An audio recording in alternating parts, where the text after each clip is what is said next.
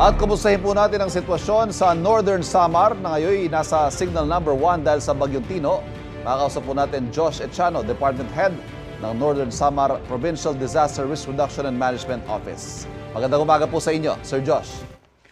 Magandang umaga po at maupay nga aga sa lahat ng tagapakinig ng programa.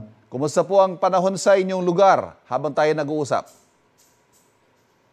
Sa kasalukuyan po, very cloudy po yung buong probinsya, no? From light to moderate rains the whole day kahapon.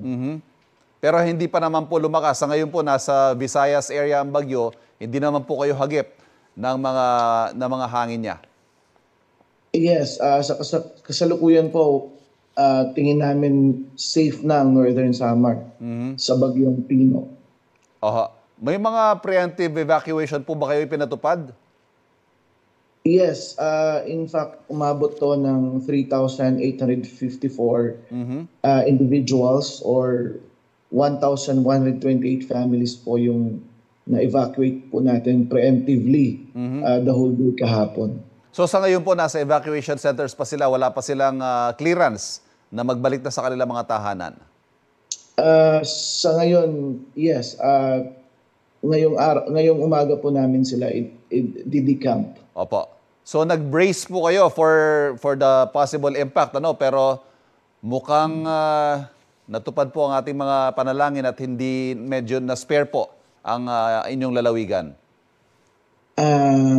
Fortunately po, yes. Baka may pahuling paalala po kayo sa inyong mga nasasakupan, sir.